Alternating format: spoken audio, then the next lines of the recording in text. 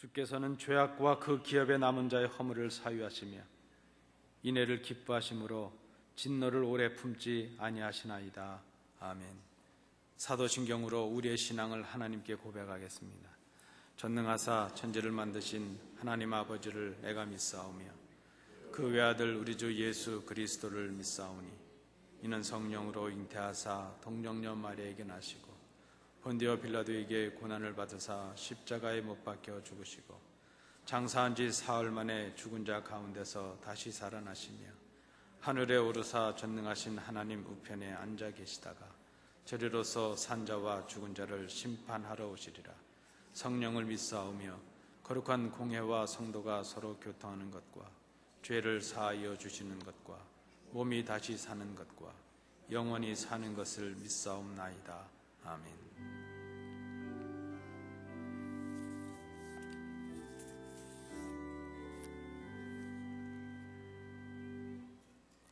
자리에 앉으셔서 교독문 25번 시편 47편 부분을 교독하시겠습니다. 너희 만민들아 손바닥을 치고 즐거운 소리로 하나님께 외칠지어다.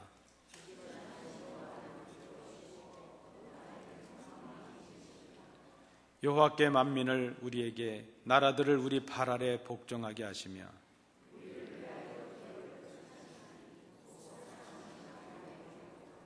하나님께서 즐거운 함성 중에 올라가시며 여호와께서 나팔 소리 중에 올라가시도다.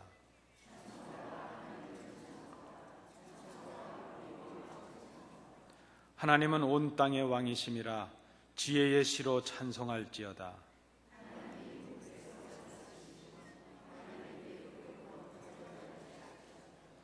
문 나라의 고관들이 모이며 아브라함의 하나님의 백성이 되도다.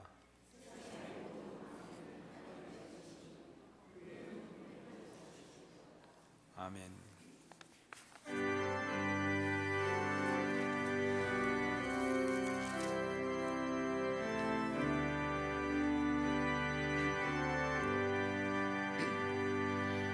큰 영광 중에 계신 주 나 찬송합니다.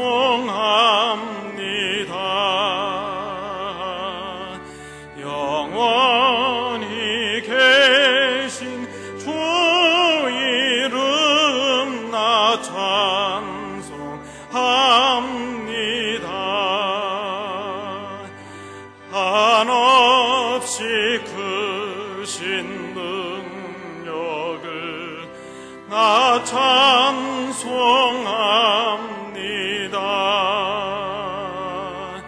참되고 미쁜 그 언약 나 찬송합니다.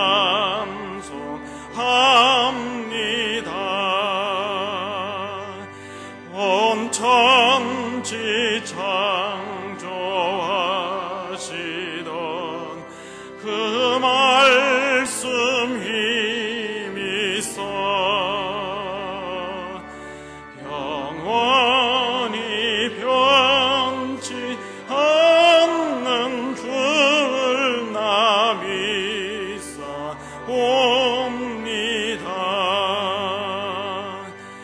그 온유하신 줌선 날 불러주시고 그 품에 품어 주시니 나 찬송합니다.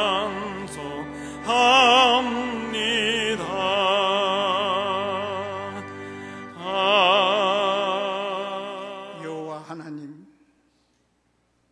천지 만물을 하나님 섭리 가운데 주관하시고 역사하시는 살아계신 하나님, 지금 이 시간까지 보호하시고 인도하여 주신 은혜와 권능과 전능하심을 찬양과 영광의 예배를 드립니다.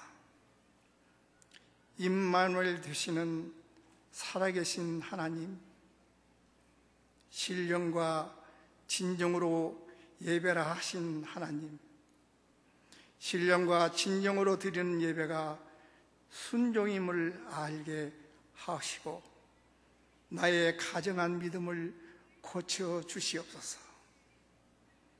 나의 가정한 예배를 고쳐 주시옵소서.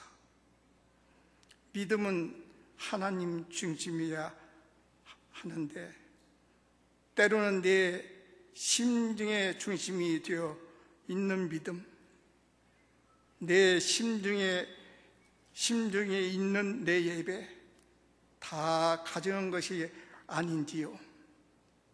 입마에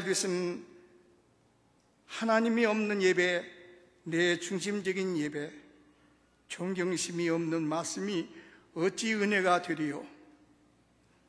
내가 존경심이 없는 말씀이 어떻게 은혜가 되리요.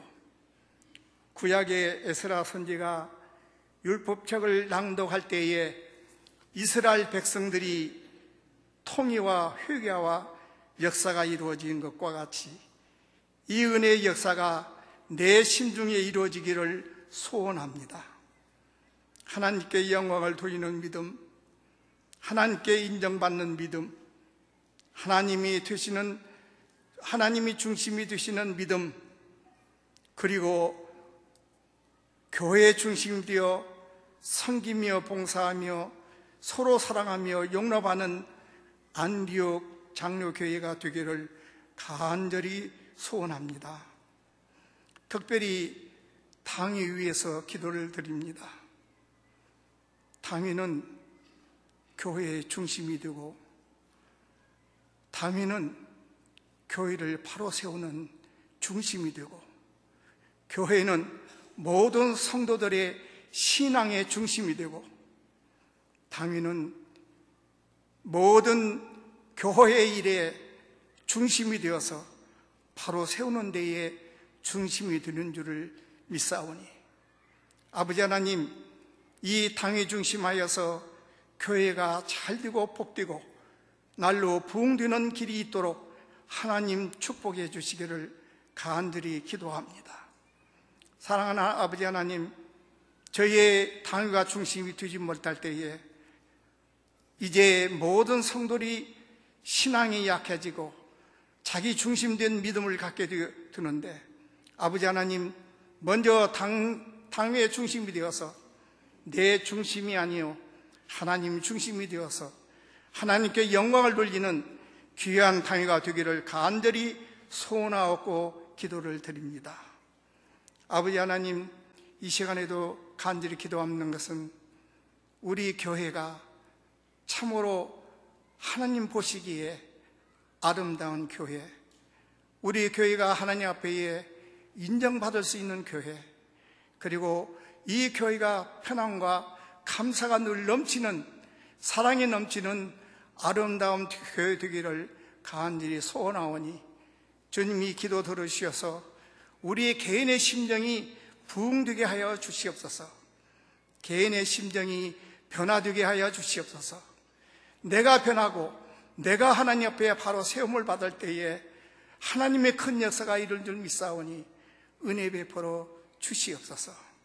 아버지, 이 시간에도 간절히 기도하는 것은 세계의 방방곳곳 오지에서 말씀을 사역하는 선교사들을 위해 하나님 같이 하여 주시고 능력을 주시고 은혜를 베풀어 주시사 하나님의 나라가 확장되는 데에 큰 도움이 될 수 있도록 은총을 베풀어 주시고 그 가족을 지켜 주시옵소서. 또한 찬양을 드리는 성가대 위에 은혜를 같이 하여 주시어서 그 찬양을 드릴 때에 하나님 응답하여 모든 심령들이 기쁨과 차고 넘치는 감사가 넘칠 수 있도록 은혜 베풀어 주시고 또한 말씀을 증거한 주님 권목사 위에 하나님이 같이 하여 주시어서 주님 그 말씀 전할 때마다 주님 하나님의 귀한 말씀으로 알고 이 말씀을 내 심중에 은혜가 되게 하여 주시옵소서. 하나님 영광 돌리는 귀한 예배가 되게 하여 주시고 신령과 진정으로 예배드리는 귀한 이 시간 되기를 간절히 소원하오며 예수님 거룩하신 이름 의지하고 기도하옵나이다. 아멘. 신약성경 히브리서 4장 12절부터 16절까지의 말씀입니다. 356면입니다. 하나님 말씀 교독으로 봉독하시고 마지막 절은 함께 봉독하시겠습니다. 하나님의 말씀은 살아있고 활력이 있어 좌우에 날선 어떤 검보다도 예리하여 혼과 영과 및 관절과 골수를 찔러 쪼개기까지 하며 또 마음의 생각과 뜻을 판단하나니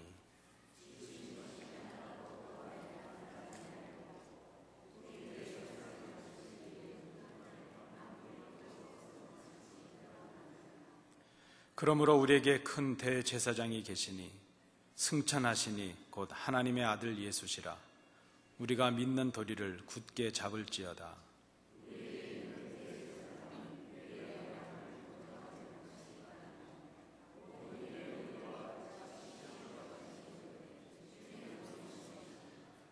그러므로 우리는 긍휼하심을 받고 때를 따라 돕는 은혜를 얻기 위하여 은혜의 보좌 앞에 담대히 나아갈 것이니라. 아멘.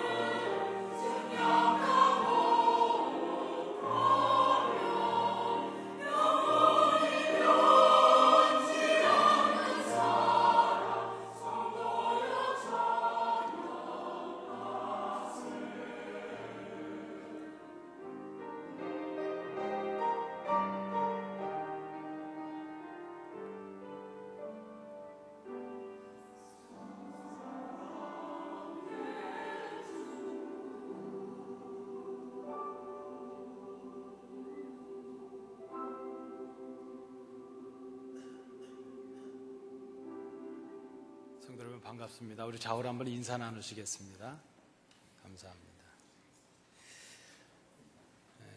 제가 잘 하지 않는 얘기지만 우리 찬양대회에서 박수도 한번 하시겠습니다.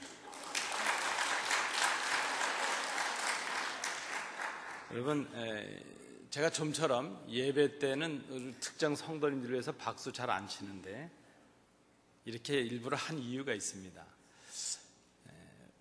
우리가 내뱉는 말에는 힘이 있다 하는 말이 있습니다. 말에 힘이 있다는 것이죠.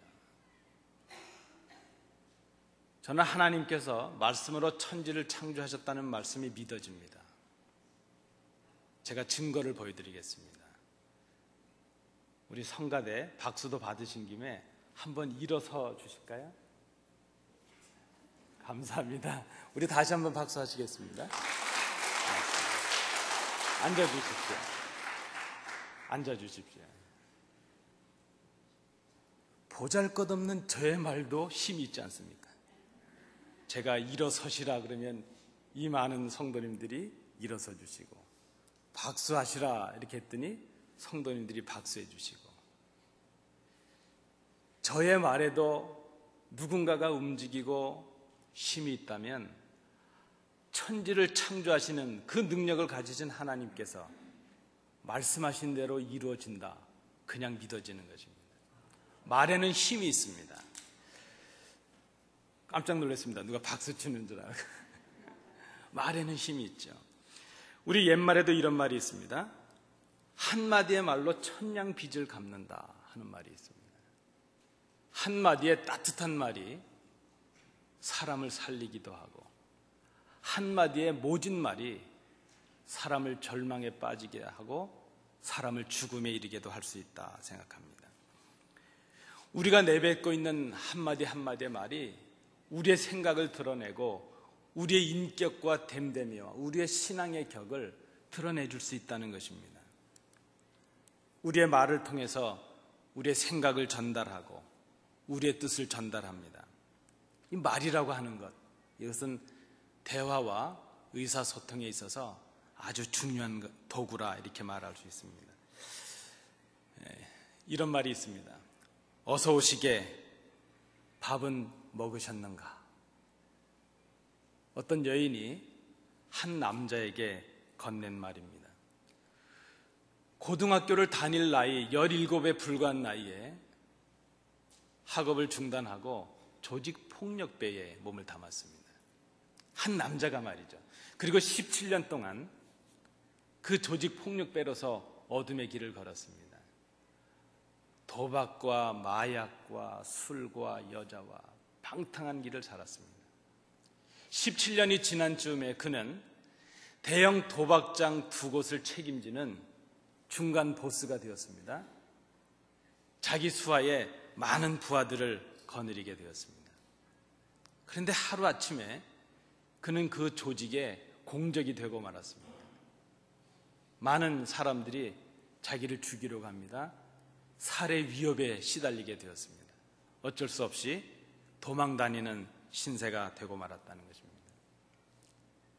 그 매일매일 그저 불안한 삶을 살아가면서 도망다니다가 이제 그가 막다른 길에 다다르게 되었고, 마지막으로 그가 이제 생각에 떠올린 것은 그저 내팽개치듯이 버려버렸던 자기의 어린 딸과 아내였습니다.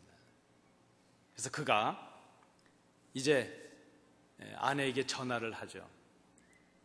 참 면목은 없지만 아내에게 전화를 합니다. 근데 그 아내가 신앙을 가지고 자기를 버리고 딸을 버린 그 남편을 위해서, 그 남편이 돌아오기를 위해서 그저 하나님 앞에 기도하면서 묵묵히 기다립니다. 남편의 전화를 받은 아내가 반갑게 맞이합니다. 아무 걱정하지 말고 우리는 당신을 기다리고 있으니까 빨리 돌아오라고. 그런데 갑자기 그 아내가 이렇게 말을 하는 것입니다.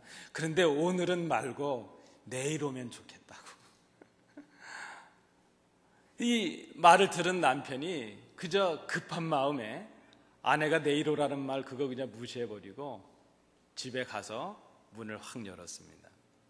그런데 그 아내와 딸만 있을 거라고 생각했던 그 집에 그렇게 결혼을 반대했던 장모가 와 계시고 처남이 와 있는 것이죠.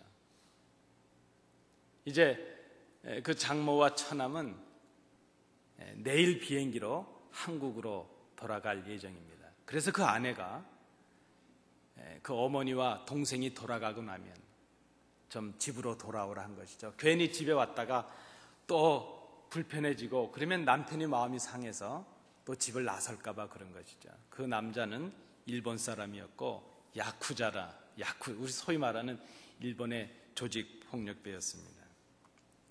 그 어머니는 그렇게 딸의 결혼을 반대했습니다. 이 남편이 나중에 간증을 했는데 그때 그 아내의 몸무게가 35kg 정도밖에 안 나갔답니다. 그저 부모님이 그렇게, 형제들이 그렇게 결혼을 반대했던 이유가 있는 것이죠. 모진 고생을 시키고 그렇게 하고도 모자라서 그저 다 버려진 것 같은 그런 가족들의 삶이었죠. 이제 마지막 조직에 쫓기고 경찰에 쫓겨서 언제 어떻게 될지 모르는, 또 가족까지 위험에 처할지도 모르는 그 상황이 되어서야 가족을 찾게 되었다는 것입니다. 여러분, 이런 사위를 보시면 어떻게들 하실까요? 그저 우리가 쉽게 예상되는 표현이 이겁니다. 제가 좀 실감 있게 말씀을 드릴까요? 자네가 사람인가? 어찌 사람의 탈을 쓰고 이럴 수 있단 말인가? 이 정도 얘기는 할 수 있지 않겠습니까? 그 사위 들으라고 딸에게 이 정도 얘기할 수 있지 않겠습니까? 너는 생각도 없냐? 어떻게 저런 인간을 남편이라고 아직까지 기다리고 있냐? 이 정도 얘기할 만한 얘기 아니겠습니까? 그런데 그 장모님의 입에서 나온 얘기가 바로 이것입니다. 어서 오시게, 밥은 먹으셨는가? 이 한마디의 말, 이 남편도 자기가 잘못했다는 거 알고 있고 어떤 삶을 살아왔다는 거 알고 있는데 그저 그 장모의 그 따뜻한 말 한마디에 그가 마음이 녹고 말았다는 것입니다. 야쿠자로 살아왔던, 그 조직폭력배로 살아왔던 모든 삶을 청산하게 되었습니다. 그리고 땀을 흘려서 일하게 되었습니다. 작은 목공소에 가서 목수일을 배우면서 가족들을 위해서 수고하게 되었습니다. 그리고 아내의 권유로 신학교에 가게 되었습니다. 그가 후에 목사가 되었습니다. 제가 드린 말씀은 그의 간증의 내용이었습니다. 그의 이름은 스즈키 히로유키라는 목사님이십니다. 사람의 말이 힘이 있습니다. 우리가 내뱉는 한마디의 말이 사람에게 용기가 되고 힘이 됩니다. 그 한마디의 말로 살아갈 용기를 줄 수 있다는 것이죠. 여러분, 우리의 말이 힘이 있다면 하나님의 말씀이 어떨까? 우리의 말이 죽어가는 사람을 살릴 수 있다면 하나님의 말씀은 어떨까? 오늘 성경의 말씀은 이렇게 말씀합니다. 하나님의 말씀은 살아있다. 하나님의 말씀은 활력이 있다. 그래서 인간의 깊은 곳까지도 살피고 감찰하는 능력이 있다. 여러분, 하나님의 말씀은 우리가 무시할 수 있는, 우리가 가볍게 여길 수 있는 그런 성격의, 그런 성질의 것이 아니라는 것을 우리가 생각해야 될 것입니다. 오늘 말씀을 다시 한번 우리가 생각한다면 하나님의 말씀이 살아있다는 것의 의미가 무엇입니까? 하나님의 말씀이 과거에 좋았던 그럴싸한 교훈으로 끝나는 것이 아니라는 것입니다. 그 하나님의 말씀이 허공에 메아리 쳤던 그저 수증기처럼 사라지는, 안개처럼 사라지는 그런 말씀이 아니었다는 것입니다. 하나님의 말씀은 죽은 말씀이 아니라 예전이나 지금이나 동일하게 우리에게 효력을 갖는 살아있는 말씀이라는 의미입니다. 하나님의 말씀은 살아있는 말씀이기에 활력이 있습니다. 우리가 전에 가졌던 성경에는 이 활력이 있다는 말을 운동력이 있다 이렇게 표현을 했습니다. 하나님의 말씀이 주어지는 곳에, 하나님의 말씀이 떨어지는 그곳에 그 심령 속에서 역사를 일으키게 하고 그 말씀이 하나님의 뜻 가운데 이루어지게 하는 운동력, 그 생명력, 그 활력이 하나님의 말씀 속에 있다는 것입니다. 오늘도 그 말씀이 우리 심령에 떨어집니다. 그 말씀이 우리 속에서 무엇인가를 움직이게 하는 운동의 근원이 됩니다. 절망의 자리에서 소망을 바라보고 낙심한 자리에서 용기를 낼 수 있게 하는 그 무엇이 하나님의 말씀을 통해서 우리에게 온다는 것입니다. 이사야는 하나님의 말씀의 그 능력을 이렇게 선포했습니다. 이사야 55장 11절 말씀에 내 입에서 나가는 말도 이와 같이 헛되이 내게로 되돌아오지 아니하고 나의 기뻐하는 뜻을 이루며 내가 보낸 일에 형통함이니라. 여러분, 하나님의 말씀은 운동력이 있습니다. 그 말씀을 의지하는 자들에게 뭔가 새로운 역사를 경험하는 놀라운 역사를 우리에게 허락해 주십니다. 하나님은 그래서 말씀을 통해서 일하십니다. 서두에 말씀드렸던 것처럼 우리 인간의 말도 힘이 있는데 하물며 하나님의 말씀에 힘이 없겠습니까? 하나님은 말씀으로 천지를 창조하셨습니다. 하나님께서 빛이 있으라 말씀하신 그대로 빛이 있었습니다. 천지와 모든 만물이 하나님의 말씀대로 되었습니다. 여러분, 이런 말이 있습니다. 그저 여러분 좀 웃으시라고 제가 말씀을 드립니다. 잘생긴 남녀가 데이트를 하게 되면 그런 모습을 보면서 야, 참 잘 어울리는 한 쌍이구나, 잘 어울린다, 참 보기 좋다, 이렇게 얘기들을 보통 한다고 합니다. 그런데 좀 용서하고 들으십시오. 못생긴 남자가 아주 미모의 여성과 이렇게 데이트를 하는 그런 모습을 보면 이렇게 얘기를 한다고 합니다. 저 남자가 보기하고 다르게 참 능력이 있네, 이렇게 얘기를 한다고 합니다. 그런데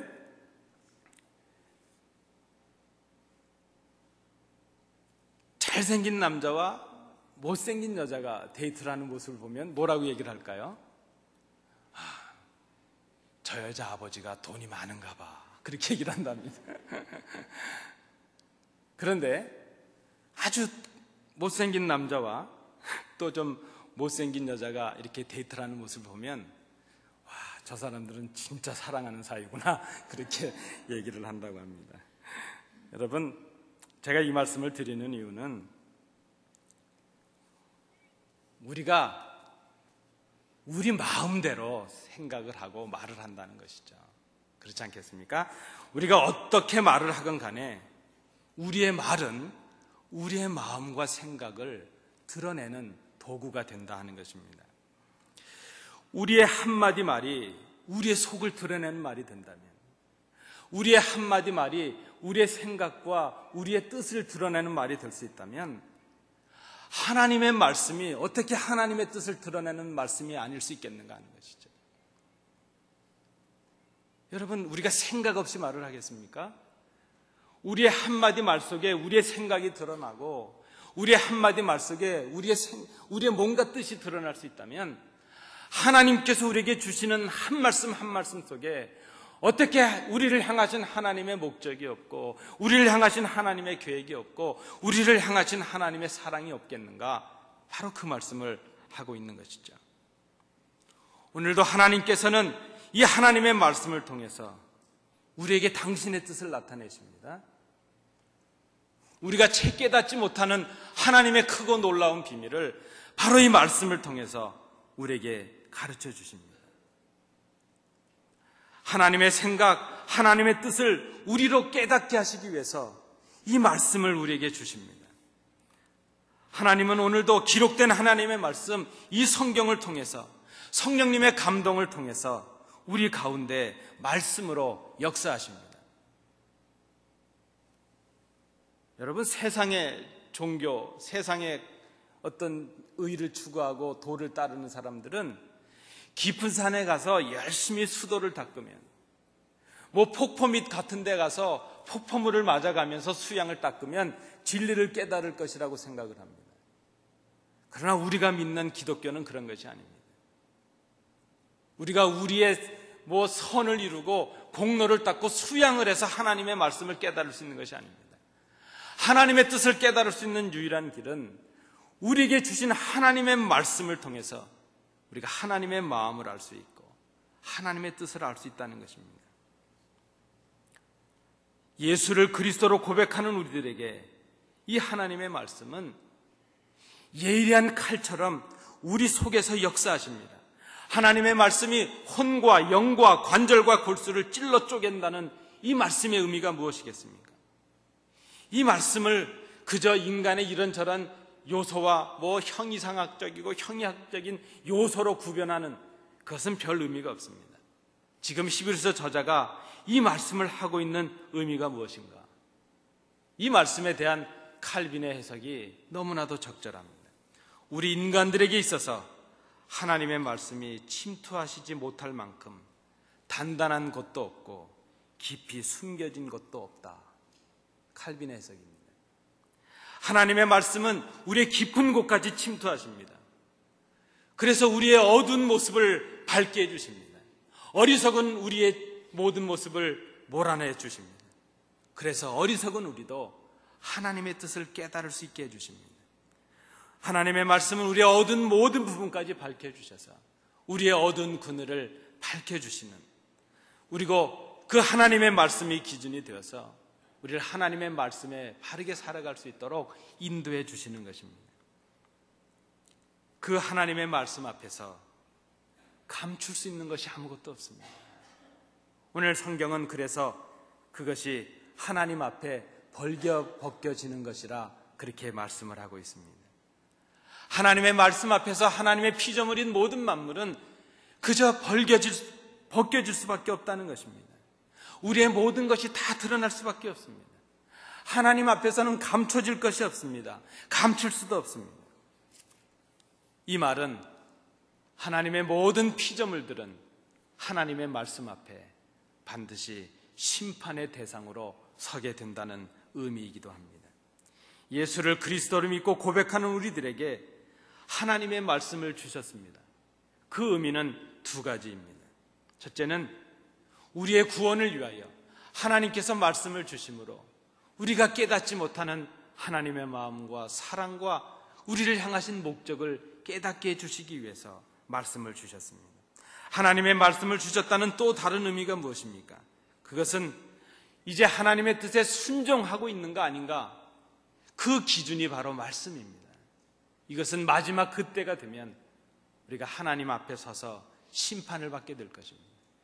우리가 말씀에 적합한 생을 살아왔는지, 하나님의 말씀대로 살아왔는지 하나님 앞에서 우리의 행위를 계산해야 될 때가 있게 될 것입니다. 그 기준이 바로 말씀이라 하는 것입니다.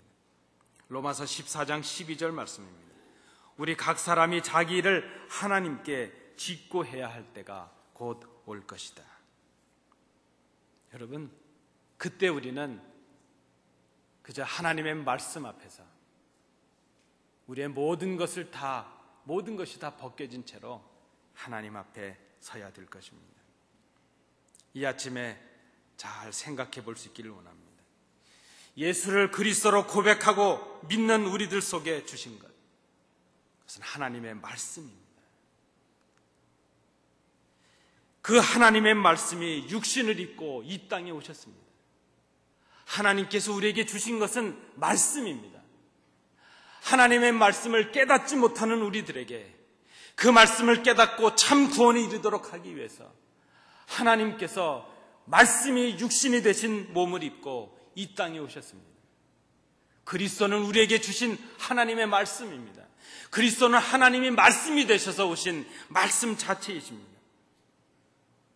바로 말씀, 바로 그리스도, 그분이 하나님께서 우리에게 주신 능력이라 말할 수 있습니다. 그래서 주님의 말씀은 능력이요, 주님은 하나님의 능력을 가지신 분이라 우리는 고백합니다. 주님께서 귀신에게 물러가라 명하시면 귀신이 물러갑니다. 그 거센 바람과 물결도 주님께서 잠잠하라 하시면 그저 순종하고 잠잠해집니다. 눈먼 자에게 명하시면 눈먼 자가 눈을 뜹니다. 하나님의 명령이 주님의 명령이 됩니다. 내 믿음이 너를 구원하였다 말씀하시면 그가 죄 사함을 받고 구원의 자유를 누리게 됩니다. 주님의 말씀은 생명이 있고 활력이 있고 살아있는 하나님의 능력 자체였습니다. 왜 그렇습니까? 예수님이 곧 하나님의 말씀이요, 예수님이 곧 하나님이셨기 때문입니다. 그래서 오늘 우리가 경험하고 있는, 우리가 읽고 받고 듣고 있는 이 말씀은 하나님의 임재 사건입니다. 여러분, 이 성경 말씀은 예수 그리스도이십니다. 이 말씀이 바로 살아계신 하나님의 능력입니다. 하나님의 말씀 앞에 서는 것은 예수 그리스도 앞에 서는 것이요, 바로 하나님 앞에 서는 것입니다. 하나님의 말씀을 소홀히 하고 무시하는 것, 그래서 우리가 생각하는 것 이상으로 심각하고 위험한 일인 것을 우리가 생각해야 될 것입니다. 전하는 저도 그렇고 듣는 성도들도 그렇습니다. 우리가 두렵고 떨림으로 이 하나님의 말씀 앞에, 그리스도의 임재 앞에, 하나님의 임재 앞에 서야 될 일이기 때문입니다. 하나님의 말씀은 살아있고 활력이 있고 우리 속에서 역사하여 구원의 능력이 되기도 합니다. 동시에 우리 속에 악을 찾아내서 드러나게 합니다. 마지막 그때에 우리를 심판하시는 기준이 바로 하나님의 말씀입니다. 우리가 하나님의 말씀을 귀히 생각하고 증거해야 될 또 다른 이유가 있습니다. 그것은 바로 우리에게 주신 이 말씀이 하나님과 우리의 의사소통의 통로가 되기 때문입니다. 예수 그리스도가 하나님께 나가는 유일한 길이기 때문입니다. 그리고 이 말씀을 받은 우리가 우리의 입으로 세상과 소통해야 될 그 도구가 바로 하나님의 말씀이기 때문입니다. 오늘 본문은 하나님의 말씀의 임재를 가지고 말씀을 받은 우리가 어떻게 살아가야 될 것인가 말씀하고 있습니다. 한마디로 말하면 긍휼하심을 구하고 때를 따라 도우시는 은혜를 구하라 말씀합니다. 그것을 구체적으로 오늘 본문을 통해 살핍니다. 첫째는 그리스도가 소통의 언어이심을 깨달으라 하는 것입니다. 예수님은 이 땅의 대제사장들과는 다른 큰 대제사장이셨다 본문이 고백하고 있습니다. 이 땅의 제사장들은 짐승의 피를 가지고 1년에 한 번 지성소에 들어갔습니다. 그러나 그리스도는 친히 당신의 그 희생의 피를 통해서 단번에 그리고 영원히 하나님 나라의 지성소에 들어가셨습니다. 이 땅의 제사장들은 하나님의 뜻을 백성들에게 알게 하고 백성의 소원을 하나님께 아뢰었습니다. 그러나 그들의 행위는 불완전했습니다. 그러나 그리스도는 완전하게 하나님의 뜻을 알게 하셨습니다. 완전하게 우리를 하나님과 화목되게 하셨습니다. 그리스도는 하나님의 말씀이요 우리의 뜻을 하나님께 아뢰는 기도가 되셨습니다. 그리스도, 그리고 그리스도가 말씀을 입으신 그 그리스도, 하나님의 말씀, 그것이 바로 하나님과 우리를 소통시키는 소통의 통로가 되고 있습니다. 하나님의 말씀은 우리로 하여금 하나님께 나가게 하는 통로가 되었습니다. 그 말씀이 바로 그리스도이십니다. 그리스도를 통하지 않고서는 하나님께 나아갈 수 없습니다. 하나님의 말씀이 아니고서는 우리가 죄 사함을 받을 수가 없습니다. 말씀이신 그리스도를 믿지 않고서는 하나님을 알 수도 없고 하나님의 자녀가 될 수도 없습니다. 하나님의 구원의 은혜를 누릴 수가 없습니다. 말씀이신 그리스도를 모신 우리가 어떤 삶을 살아야 될 것인가? 말씀으로 하나님과 소통한 우리가 되었다면 우리는 그 말씀으로 세상과 소통을 해야 될 것입니다. 우리의 말이 그리스도를 드러내는 선한 도구가 되어야 하기 때문입니다. 하나님의 말씀을 받은 우리가 어떻게 살아가야 될 것인가? 두 번째는 저를 한번 따라해 주시겠습니까? 믿는 도리를 굳게 잡아야 한다. 고맙습니다. 하나님의 말씀을 받은 우리가 해야 될 일, 믿는 도리를 굳게 잡는 것이라 그랬습니다. 믿는 도리가 무엇입니까? 예수를 하나님의 아들로 바로 고백하고 믿는 것을 말합니다. 예수 그리스도를 하나님의 말씀으로 고백하는 것입니다. 하나님의 말씀인 예수님의 말씀을 굳게 삶으로 지키는 것을 말합니다.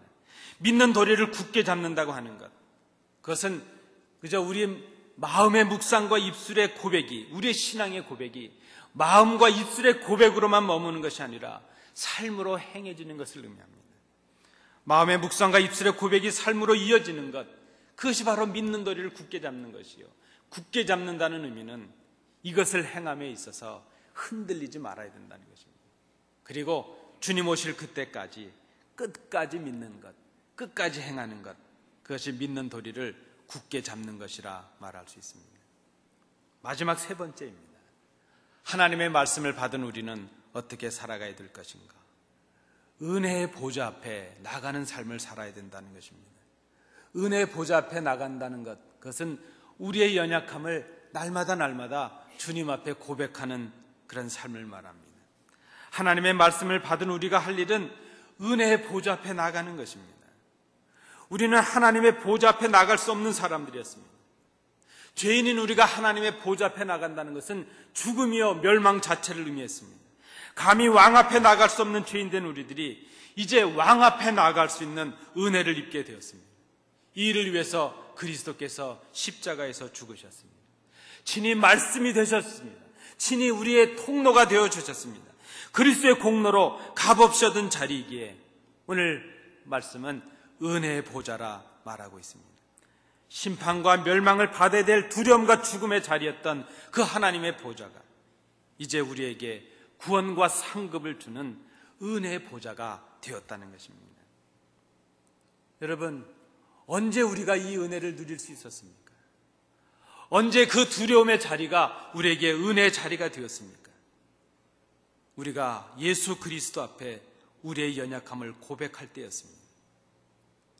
주님이 아니시면 영원히 죽을 수밖에 없는 죄인임을 애통해하며 슬퍼할 때, 바로 그때 그 주님의 공로, 그 주님의 은혜가 우리에게 임했습니다. 은혜의 보좌로 나간다는 것, 그것은 우리가 날마다 우리의 허물과 죄를 인하여 하나님 앞에 엎드리는 것을 의미합니다. 아버지여, 내 공로는 없습니다. 주님이 아니시면 제가 살 수가 없습니다. 하나님의 은혜로 내게 주신 이 말씀 그리스도를 통해서 제가 손들고 아버지 앞에 엎드립니다.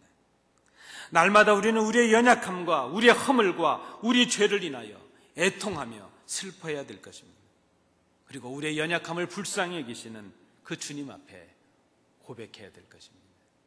그때 우리의 이 두려움의 보좌가 은혜의 보좌가 되는 놀라운 은혜를 우리에게 허락해 주십니다. 여러분, 오늘 이 아침에 우리가 기억해야 될 것입니다. 우리는 그저 이렇게 왔다가 이렇게 덧없이 갈 인생이 아니라는 것입니다. 하나님께서 우리의 생에 하나님의 말씀을 담아주셨습니다. 이 일을 위하여 하나밖에 없으신 독생자께서 십자가에서 그 고귀한 보혈을 흘려주셨습니다. 우리를 위해 십자가에 죽으셨습니다. 하나님의 말씀이신 그리스도를 우리 속에 담아주셨습니다. 그리스도를 통하여 하나님의 말씀이 우리 속에 있게 되었습니다. 그 말씀을 통하여 우리를 향하신 하나님의 뜻을 알게 되었습니다. 그 말씀을 통하여 우리를 향하신 하나님의 눈물을 알게 되었고, 우리를 향하신 하나님의 계획을 알게 되었고, 우리와 함께 하시길 원하시는 하나님의 간절한 사랑을 우리가 알게 되었습니다. 우리 속에 하나님의 말씀이, 우리 속에 말씀이신 그리스도가 온전히 거하고 있다는 증거는 우리 입에서 그리스도가 증거되고 있는가 하는 것입니다. 우리의 입에서 하나님의 말씀이 드러나고 있는가 하는 것이죠. 하나님의 말씀이 하나님과 우리의 소통의 통로였던 것처럼 그 하나님의 말씀이 우리 입술로 증거되는 그 말씀을 통해서 세상과 우리가 소통하고 있는가. 우리의 육과 마음의 생각과 영적인 신앙의 모든 것이 하나님의 말씀을 따르고 있는 삶이 되고 있는가. 하나님의 말씀이 판단의 기준이요, 생각의 기준이요, 가치의 기준이요, 삶의 목적과 방향과 우리의 선택의 근거가 되고 있는가. 이러한 우리의 그 뜨거운 고백이, 불붙는 것 같은 말씀의 사모함이 우리의 입술을 통해 드러나고 있는가. 여러분, 우리의 믿음이 우리의 말에 있습니다. 우리의 말 속에 말씀이신 그리스도가 있고, 우리의 한마디 한마디 속에 그리스도의 말씀이 있습니다. 그것이 말씀이신 그리스도와 함께 살아가는 사람이요, 말씀의 감격 속에 사는 사람입니다. 지난주 중에 우리 성도님 한 분을 신방을 했습니다. 넘어지셔서 다치셨는데 이런 말씀을 하십니다. 넘어지셔서 피가 좀 나는데 입에서 찬송가가 나오셨다, 이렇게 말씀합니다. 넘어져서 아픈데 찬송이 나왔다 그러십니다. 주 예수보다도 더 귀한 것은 없네. 주 예수보다도 더 귀한 것은 없네. 의사가 오셔서 회진을 합니다. 그 의사에게 느닷없이 전도를 하십니다. 예수 믿고 있냐고. 예수도 못 믿으면 말도 하지 말아야 된다고. 그리고 이렇게 얘기하십니다. 목사님, 나는 내 온 삶은 예수밖에 없어. 나는 예수밖에 없어. 여러분, 그분의 심령 속에, 그분의 가슴 속에 있는 것은 말씀이 육신이 되신 그리스도셨습니다. 그분은 말씀의 감격 속에 살고 있는 분이라 생각을 합니다. 우리의 말 속에 말씀이신 그리스도가 있고, 우리의 생각 속에 말씀이신 그리스도의 십자가가 담겨져 있는가? 그리스도와 함께 십자가에 못 박혔음을 깨닫고 이제 오직 내 안에 그리스도께서 사시는 감격을 누리고 있는가? 이제 내가 살아가야 될 이유가 있다면 나를 사랑하사 나를 위하여 자기 자신을 버리신 하나님의 아들을 믿는 그 믿음을 증거하기 위함이라. 말씀에 대한 불붙는 심정이, 이것을 어디에 토로하지 않으면 죽을 것 같은 심정이 우리 속에 드러나고 있는가? 말씀은 하나님과 우리의 소통의 통로라고 말씀을 드렸습니다. 그리고 그 말씀은 세상과 우리의 소통의 통로가 되어야 될 것입니다. 그 말씀은 예수 그리스도이십니다. 말씀의 감격 속에 있는 사람 속엔 온통 그리스도밖에 없습니다. 그 입술의 말에 그리스도가 계십니다. 그의 말은 그리스도를 드러냅니다. 그렇다면 지금 그는 말씀의 감격을 누리고 있는 사람입니다.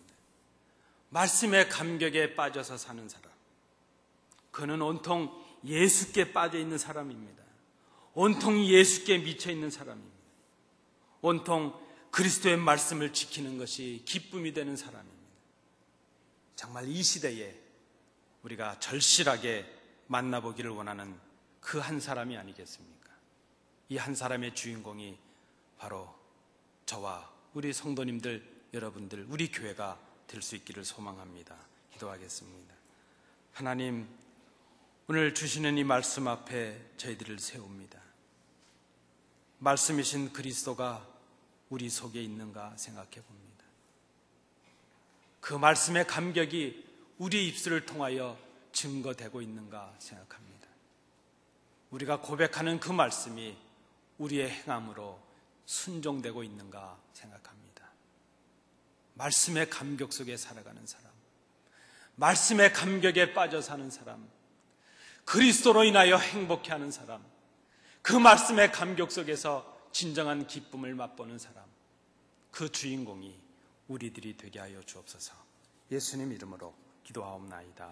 아멘.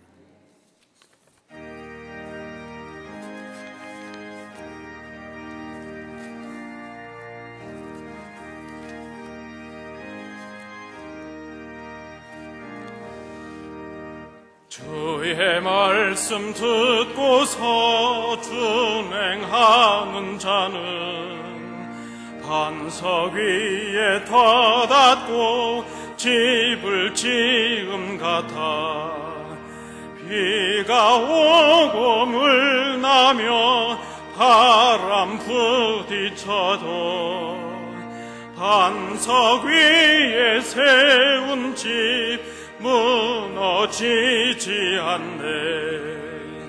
잘 짓고 잘 짓세 우리 집 잘 짓세 만세 반석 위에다 우리 집 잘 짓세 주의 말씀 듣고도 행치 않는 자는 모래 위에 터닫고 집을 지은 같아 비가 오고 물 나며 바람 부딪힐 때 모래 위에 세운 집 크게 무너지네. 잘 짓고 잘 짓세 우리 집 잘 짓세 만세 반석 위에다 우리 집 잘 짓세 세상 세상 모든 사람들 집을 짓는 자니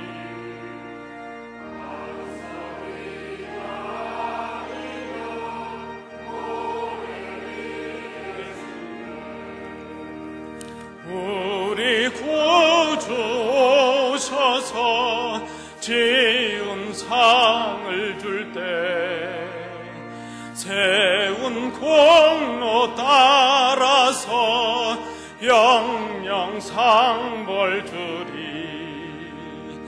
잘 짓고 잘 짓세 우리 집 잘 짓세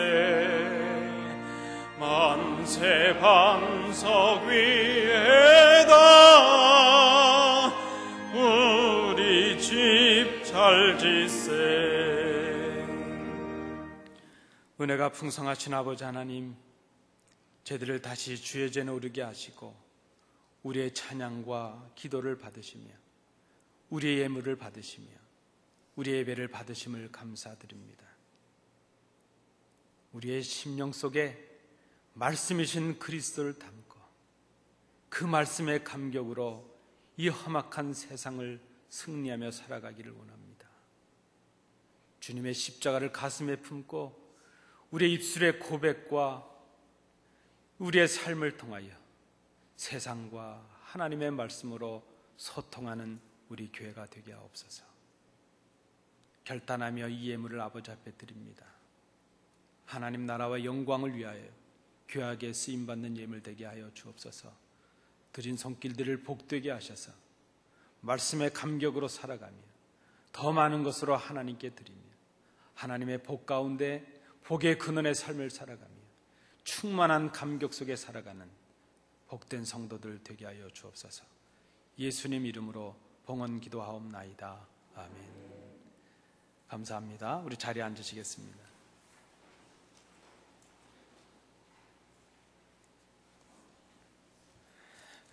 감사합니다. 우리 성도님들 기쁘고 세상에서 제일 예쁜 모습으로 한번 인사하시겠습니다. 이렇게 인사하시겠습니다. 감격 속에 빠져 삽시다. 이렇게. 네, 말씀의 감격입니다. 고맙습니다. 우리 오늘 교회 예배 참여해 주신 우리 성도님들 감사를 드립니다. 우리 좀 이렇게 새로 오신 분들 뵈시면 우리 성도님들 반갑게 맞이해 주시고 또 사랑의 언어로 소통해 주시기 바랍니다. 우리 교회 생활은 주보를 참조해 주시기 바랍니다. 오늘 우리 당회에 있는 것 장로님들 기억해 주시기 바랍니다. 오늘 성경 공부는 당회 관계로 쉬도록 하겠습니다. 제가 여러분들의 성화에 못 이겨서 구역예배 찬양 순서를 공부해 드렸습니다. 그저 구역장님들 자원하셔서 내주시라 그랬더니 이제 자꾸 기다리셔서 제가 순서를 정해 드렸습니다. 9월 30일부터 우리 희락구역 그저 준비하셔서 하나님께 나오셔서 특순해 주시면 감사하겠습니다. 또 가능하시면 구역원들이 성경 구절 하나 정도를 이렇게 암송하셔도 좋겠습니다. 다양하게 하실 수 있는 대로 제가 시간은 충분히 드리겠습니다. 준비해 주셔서 구역 모임 또 구역끼리 찬양하시는 그런 시간들 가져보시기 바랍니다. 우리 이태정 집사님 그 수술도 하시고 이렇게 연약하셨는데 오늘 건강한 모습으로 나오셨습니다. 아직 수술 한 번 더 받으셔야 되는데 그 교통사고로 인해서 이제 어깨 수술을 더 하셔야 되는데 잘 감당하실 수 있도록 기도해 주시기 바랍니다. 우리 병원에 입원하신 분들도 있고 환우들도 많이 계시는데 특별히 우리 연로하신 성도님들 위해서 기도해 주십시오. 이 환절기에 감기 걸리시거나 약해지시지 않도록 기도해 주시기 바랍니다. 오늘 우리 친교 우리 최덕순 집사님 가정에서 준비해 주셨는데 지난 8월 20 며칠인가요? 8월 24일인가 우리 한국에서 어머님 그 권사님께서 하나님의 부르심을 받으셨는데 성도님들 기도해 주신 것 감사해서 오늘 점심을 준비하셨다고 합니다. 또 위에서 기도해 주시는 우리 성도님들 되시기 바랍니다. 이제 다른 광고 없으시면 우리 다 일어나셔서 주님 가르쳐 주신 기도 찬양하시겠습니다.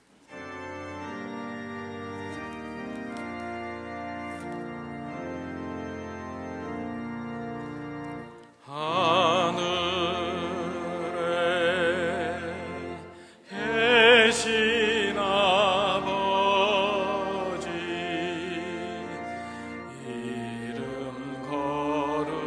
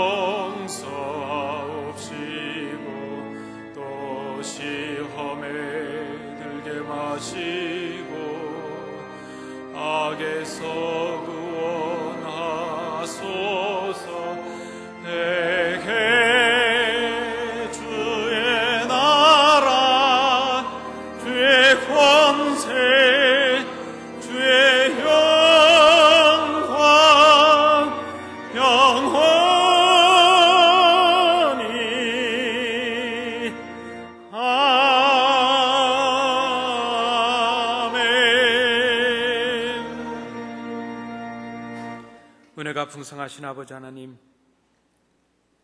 주의 전에 올라 예배할 수 있는 은혜를 허락해 주심을 감사합니다. 이번 한 주간 우리에게 주신 이 말씀을 기억하게 하셔서 그리스도의 말씀의 임재를 모시고 그리스도를 모시고 기쁨으로 감격으로 뜨겁게 살아가는 한 주간이 되게 하여 주옵소서. 병원에 입원한 우리 성도들 온전한 회복을 허락하여 주옵소서. 수술을 받고 또 수술을 앞두고 있는 귀한 딸 기억해 주셔서 온전한 회복의 자리에 임하게 하여 주옵소서. 연로하신 우리의 성도들 강건케 하여 주옵시고 이 환절기에 건강 약해지지 않도록 붙잡아 주옵소서. 출탄 우리의 모든 가족들 오가는 길에 어려움이 없게 하여 주옵소서. 믿음이 연약한 성도들에게 믿음을 더하여 주옵소서. 말씀이 육신이 되신 주님의 놀라운 능력이 임하여 주옵소서.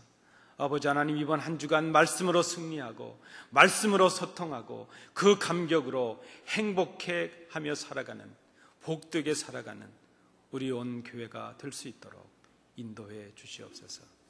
이제는 예수 그리스도의 은혜와 우리 아버지 하나님의 크신 사랑하심과 성령님의 교통하심이 하나님께 나와 예배하며 오늘 우리에게 주시는 말씀을 통하여 말씀이 육신이 되신 그리스도, 그 말씀을 우리 가슴에 품고 하나님과 그 말씀으로 소통하며 그 말씀으로 성도들과 이웃과 소통하며 그 말씀으로 주시는 그 놀라운 감격 속에 살아갈 것을 마음에 결단하는 주의 자녀들 위해, 그 가정과 기업 위에, 우리 교회 위에, 이 땅, 이 나라 위에, 우리의 사랑하는 조국 위에 항상 함께 계시기를 간절히 축원하옵나이다.